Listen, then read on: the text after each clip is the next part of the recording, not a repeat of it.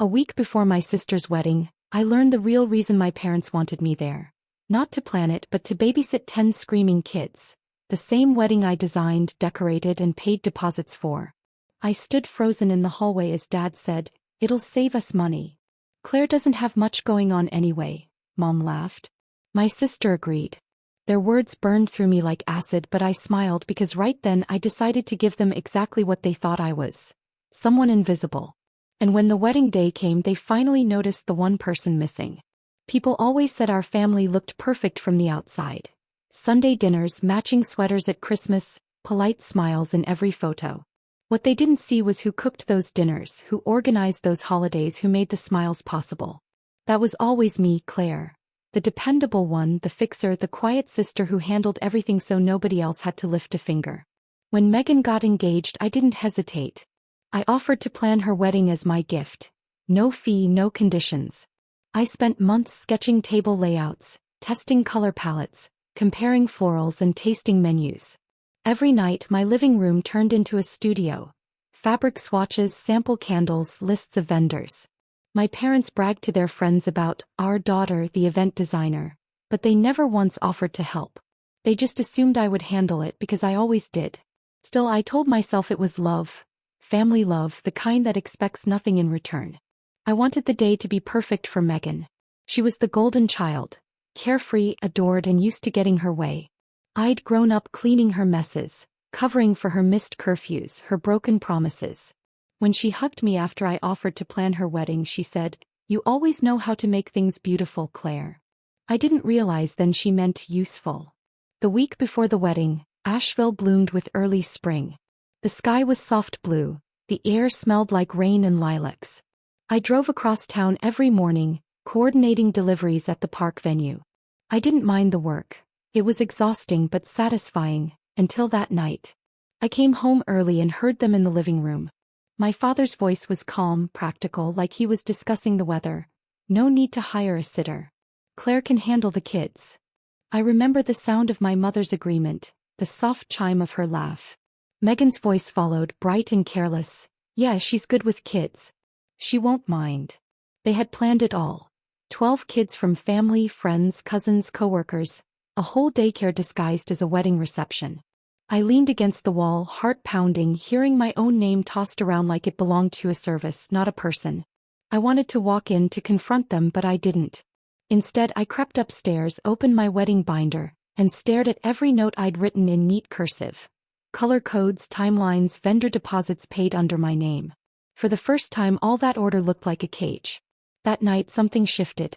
I realized I wasn't their daughter. I was their free labor. And I knew before the sun rose that this wedding would not go the way they imagined. I didn't sleep that night.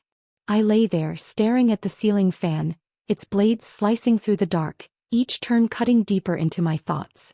Every sound from downstairs, the hum of the fridge, the clink of dishes, reminded me I was in a house that took and never gave. By morning I wasn't angry anymore. I was empty. It was the kind of numb that comes after years of being told you should be grateful. I made coffee, answered a few client emails, pretending everything was normal. But in the quiet between sips, I replayed their words. She doesn't have much going on anyway. They didn't just underestimate me, they erased me. That afternoon, I drove downtown to meet Lydia, my best friend since college, at a cafe called Copper Cup. It smelled like espresso and rain-soaked pavement. Lydia walked in late, her curly hair damp, laptop tucked under her arm. One look at my face and she didn't even bother sitting down before asking, who did what? I told her everything. How I'd spent months planning Megan's dream wedding, how my parents had just volunteered me to babysit a dozen kids like it was part of the package. Lydia's expression shifted from disbelief to disgust. They said that, she asked word for word. She leaned back, arms crossed. Claire, that's not family. That's free labor. I laughed softly, bitterly. Yeah, but that's how it's always been. I'm the fixer. Her voice sharpened, then stop fixing. Let them fall apart for once. Her words hit me like a slap and something inside me woke up. When I got home, I opened my wedding binder, the one I'd poured every ounce of energy into. My handwriting filled every page. Notes, color swatches, invoices. It used to represent control and love. Now it felt like proof of my captivity. I flipped to the first page where I'd written Megan Dawson wedding in elegant gold ink. Without thinking, I tore it out. The paper ripped clean down the middle. I sat there for a long time, surrounded by pieces of my own effort, until a calm, focused silence filled the room. No tears, no shaking, just clarity. I opened my laptop and pulled up my vendor list. First, the catering company, the biggest invoice. My finger hovered over their number before pressing dial. The manager answered with a cheerful voice. "Hi, this is Claire Dawson," I said, steady and polite. "I need to cancel the catering order for the Dawson wedding this Saturday." There was a pause. "All of it?" "Yes, all of it." She hesitated. "But we're fully booked. There's a deposit." "Send the invoice to David Dawson," I said and hung up. Next, the decor vendor, then lighting, then rentals. Each call was easier than the last. I didn't shout, didn't explain. I just unbuilt the wedding I'd created piece by piece until it existed only in their assumptions. When the final email went out, I leaned back and stared at the ceiling again. But this time the spinning fan didn't feel suffocating. It felt like movement forward. That night, I booked a suite at a boutique hotel overlooking the French Broad River. Just for the weekend, I told myself. Somewhere peaceful, somewhere that didn't require me to fix anything. The confirmation email popped up on my screen. "See you Saturday." I smiled. For once I meant it. The next morning I woke to the soft hum of my phone, vendor replies stacking up like dominoes. Some were polite confirmations. Others irritated at the last-minute cancellation. One subject line read, "Confirmation, catering contract voided." Another, "Lighting rental cancelled per your request." Each message felt like a small breath of air filling lungs that had been tight for years. By noon, the Dawson wedding was gone. At least the version I'd built. All that remained was the chaos they'd created. I forwarded every email and invoice to my father with a single line. "Future correspondence should go to you." No explanation, no apology, just boundaries in writing. Later that day, I drove out of Asheville toward the boutique hotel I'd booked, the Riverside Haven. The drive wound through mountain roads washed in soft sunlight. My playlist hummed quietly as if even the music knew to stay calm. I checked in early, using my own name for the first time in months, where it didn't feel tied to someone else's demands. The clerk handed me a key card with a warm smile. "Enjoy your stay, Miss Dawson." The suite smelled of cedar and linen. From the balcony, I could see the French Broad River snaking between the hills, sunlight glinting off its surface. For the first time, I wasn't thinking about seating charts or centerpieces. I ordered coffee, set my phone on silent, and let the world continue without me. By Friday evening, Megan started texting, "Hey, just checking. Are the table runners in your car?" Then, "Mom says the florist can't reach you." Her messages piled up, each one a thread of panic she didn't know she was pulling. I didn't reply. Instead, I ran a bath, poured myself a glass of wine, and opened my laptop, not to fix anything but to start something new. A blank document, a logo idea. Dawson Designs. Not their name anymore. Mine. The night before the wedding, I sat on the balcony, wrapped in a robe, watching the city lights flicker below. My phone buzzed again. "Dad, this time, we need you at the park by 7 a.m. No excuses." I typed one reply, "I won't be there." Then I turned the phone face down and left it on the table. It was quiet after that, the kind of quiet that felt earned. I thought about all the times I'd driven across town to rescue someone else's crisis. All the years I'd believed that being useful meant being loved. Now I knew better. When I finally went to bed, the sky outside had turned deep blue. Somewhere across town, they were still preparing for a wedding that no longer existed. And I slept better than I had in years. Saturday morning arrived, bright and sharp. The kind of spring day every bride dreams of. Blue sky, warm sun, a breeze light enough to make the flowers dance. But across town, that dream was unraveling thread by thread. I woke to sunlight spilling across the white sheets of my hotel bed, the smell of fresh coffee filling the room. I stretched slowly. No alarms, no rush, no obligations. For the first time in years, the morning was mine. I slipped into a robe and stepped onto the balcony overlooking the French Broad River. The water glittered. The city murmured below, and I let the calm soak into me. Then my phone started buzzing. Once, twice, then nonstop. Calls, texts, voicemails. I didn't need to look to know who it was. The first message flashed across the screen. "Megan, where are you? The caterers aren't here." I smiled. The coffee was still warm in my hand when the second message came. Mom, Claire, please answer.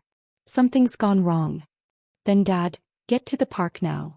I set the phone down and took another sip, the taste of roasted beans and quiet satisfaction. The phone rang again, Megan this time persistent as ever. I let it buzz until the ringtone looped twice, then answered just to hear the panic. Her voice came out high, cracked with desperation.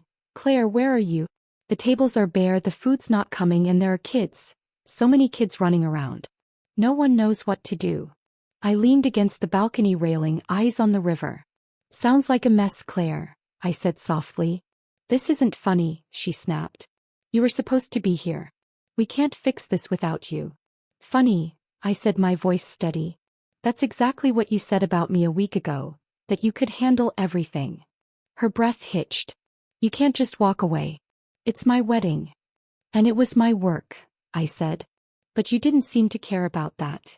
There was a long silence, broken only by distant shouting on her end.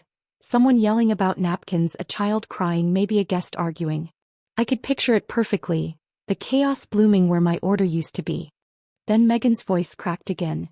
Just please, Claire. I'm begging you. I let the moment hang just long enough for her to taste it. Then I laughed, quiet, almost kind. Don't wait for me, I said, and don't wait for the buffet. She gasped, and before she could respond, I hung up. The phone vibrated again immediately, but I let it ring until it went silent. For the next hour I didn't check it once. I read a magazine, ordered room service, and took my time with breakfast.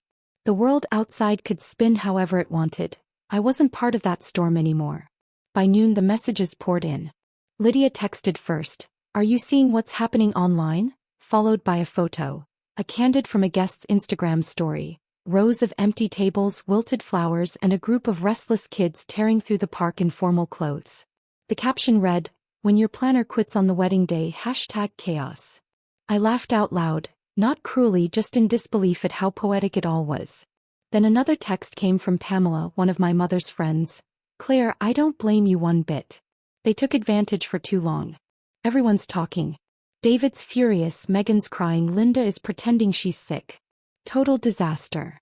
I set the phone aside and let the satisfaction sink in, not as vengeance but as balance restored. By mid-afternoon, I went down to the spa for a massage I'd booked days earlier. The music was soft, the lights dim. As the therapist pressed gentle circles into my shoulders, I thought of every time I'd sacrificed my peace for theirs. Every favor, every could you just, that had stolen another piece of me. It was all gone now. When I came back to my room, my phone had 27 missed calls. Dad had left a voicemail, his voice heavy with fury and pride, swallowed by panic. Claire, you've made your point. Come clean this up. You're embarrassing us. I deleted it without listening to the rest. Evening came and I stepped out onto the balcony again. From here, the city looked golden, the sun dipping behind the hills. I ordered a cocktail, the kind I'd always said was too expensive for me, and watched as the lights of downtown flickered on. Somewhere across Asheville, my family was still scrambling to put out a fire they'd started themselves. The next day, my inbox filled with aftermath. Pamela again, sending updates like news dispatches. They hired a last-minute catering service. Sandwich trays for 150 people. Cost them $3,000. Another, half the guests left early. People are calling it the most awkward wedding in town. I scrolled through each message, slowly absorbing the wreckage. Then came one from my cousin Matthew, who'd been there. You were right to walk away, he wrote. Uncle David tried to blame you, but everyone saw through it. Aunt Linda cried when the food truck showed up. Megan won't talk to anyone. I read it twice, then typed back. Thanks, Matthew. Some lessons come expensive. That night, I poured another glass of wine and sat by the window, the city quiet beneath me. The chaos was over. The world hadn't ended. In fact, it felt like it was just beginning again, this time on my terms. When the phone rang once more, I almost didn't answer, but curiosity won. It was Megan. Her voice was smaller now, stripped of the usual confidence. Claire, I just wanted to say I'm sorry. I didn't mean to make you feel used. I let her words hang. There was a time I would have filled that silence for her, softened it, forgiven her before she even asked. But not this time. You didn't make me feel used, Megan, I said quietly. You made me realize I was. She didn't reply. I heard a shaky breath, then a whisper, "We'll never fix this, will we?" I thought for a moment. "You never fixed it before," I said. "So why start now?" And with that I ended the call. Outside, the last light of the day broke across the river like gold glass. I raised my glass to it and whispered almost to myself, "To boundaries." 2 days later I drove back home. The air felt lighter, the kind that follows a storm finally spent. My house was quiet. No voicemails, no texts, just peace. On the kitchen table, sunlight pooled over my laptop, still open to my new project folder. Dawson Designs. My first independent clients had already replied to my proposals with yes. Then came a message from Aunt Valerie. "I was at the wedding," she wrote. "They deserved every bit of it. You did the right thing."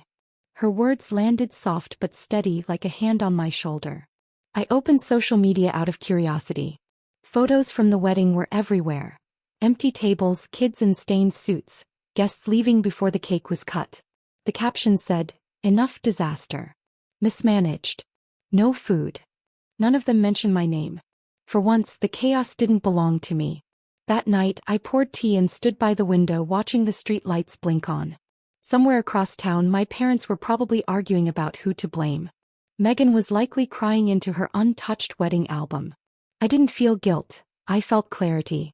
Sometimes the only way to fix what's broken is to stop fixing it.